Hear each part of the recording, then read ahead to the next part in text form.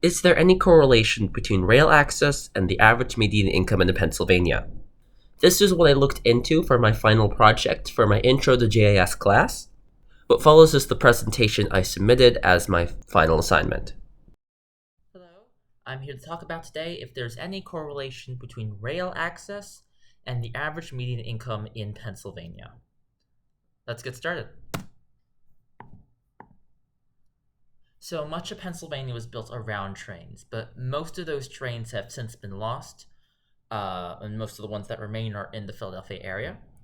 Trains connect many people, and they provide a higher level of access to many places for many people, such as the elderly or children or people who can't drive or don't want to. Now, since rail has been around for such a long time, and hence the areas where it's been through has gone through many wider societal effects, such as urban decay, suburbanization, deindustrialization.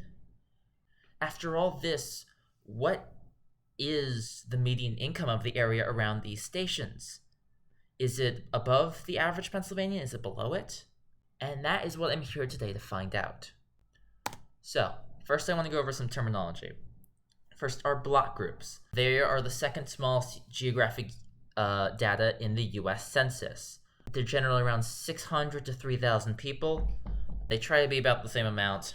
So this example here is Philadelphia on the right. You can see they're essentially like a few blocks large in areas where there's a lot of people, but they can be like the size of neighborhoods once you get further out. And even the size of multiple towns once those towns are absolutely tiny. That is the determinant of median income here. So if there's a station right here, within 200 meters of it, whichever block groups are in that, that's counted as being next to a rail station. Next, I want to go to the different types of rail because I go through three. First of all is metro. They're high capacity, meaning they take in a lot of people. They show up often.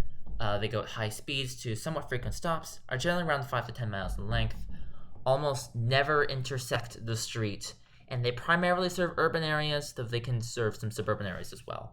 And they don't connect to the continent-wide rail system. So the examples of this in Pennsylvania are the Broad Street line, the Market-Frankford line, or the L, and PATCO.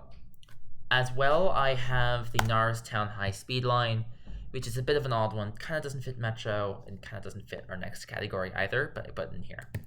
Our next category is light rail. They're generally low capacity, but high frequency. Frequent stops, don't go very fast. About 2 to 10 miles in length. They often use the street a ton, but they don't have to. And they primarily serve urban areas or suburban areas, and also don't connect to the continent-wide rail system. So the examples of this in Philly are the trolleys, both the subway surface trolleys, the suburban trolleys in Delaware County, and the one on Girard Avenue. As well, because this is all Pennsylvania, we have the Pennsylvania Rapid Transit as well.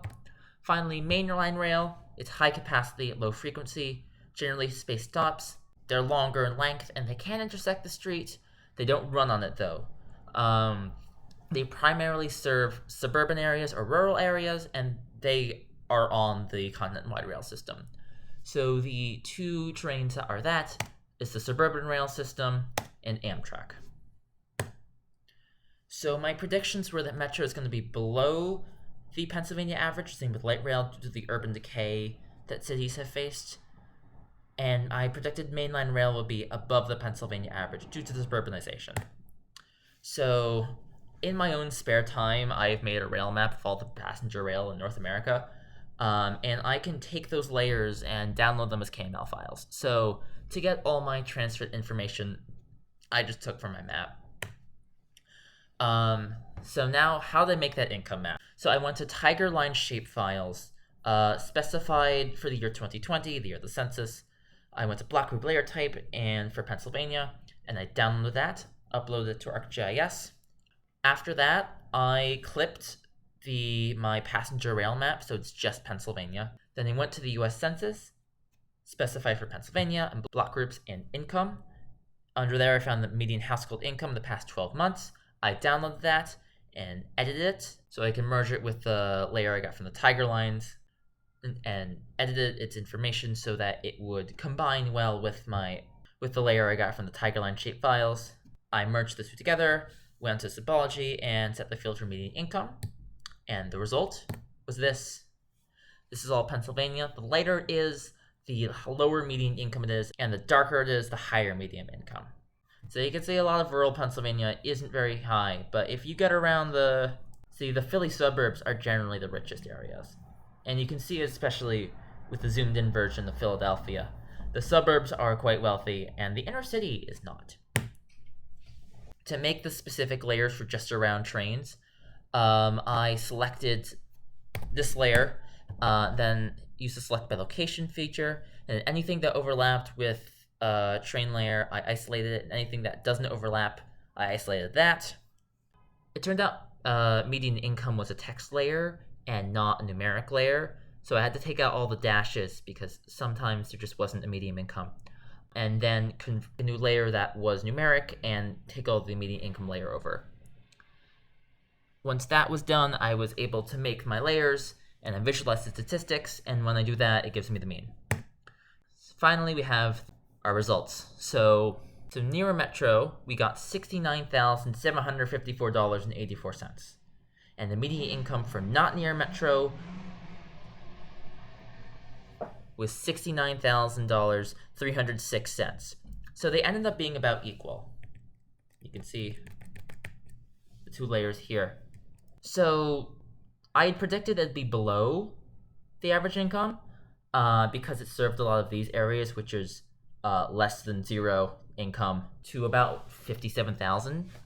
But I think it's really brought up towards average due to the Norristown high-speed line, which serves a lot of the 120,000 to even 250,000 median income residents.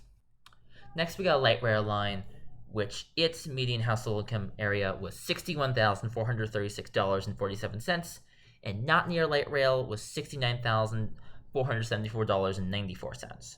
So it was significantly below the average. I should establish that not near an X is pretty much the average Pennsylvanian income, just because it has most of the income levels. So you'll just see very minor differences. You see the trolleys serve a lot of the negative to 57,000 range, and even the Pittsburgh PRT, it serves more of the 44,000 to 82,000 range. So a lot of it is below average, and so that leaves light rail to be below average. Mainline rail, 75,501, and not near it was $69,474.94. You can see on this map here, a lot of the suburbs of Philly have a very high income, 120,000 to 201,000. And while the rest of the country was not the same, there was enough in the Philly area to bring it a lot higher over the average income. And then a train line in general is remarkably close. Being near a train line was $68,724.16, and being not near it was $68,531.73. It is less than $200 off. And you can see a great range, especially in the zoomed in Philly area, with the amount of stations that many of these areas are very high affluence, 120,000, 250,000, and many are very low, negative to 57,000. And you've got this whole range. So light rail came in below average, mainline rail came in above average, metro came in almost exactly the average, and so all rail came out almost exactly the average, whether it was metro or light rail or mainline rail. And rail in Pennsylvania also serves a good amount of neighborhoods that have been through deindustrialization and suburbanization right in here, but also the neighborhoods that benefited from suburbanization out here. You can very clearly see the disparity between the wealthy areas and the poor areas, and yet still rail serves them, and yet still rail is at least effective enough to run, clearly. And it's emblematic of the fact that rail serves all walks of life, from the very poorest to the very richest. They ends up being about the same amount of areas because it works for everyone, no matter the income demographic. And this comes to prove for the future that we do not need rail only in poor areas or only in rich areas. It works everywhere, and we can build it anywhere. And that income should not be a dissuading factor. So yeah. So is there any correlation between medium income and rail access? I'd say yes. There is. In Pennsylvania, light rail generally serves less affluent areas, while mainline rail generally serves more affluent areas. But rail in general, it's pretty consistent throughout, at least in terms of income brackets. Definitely not in terms of geography. And these are my sources, me and the US Census. Thank you very much.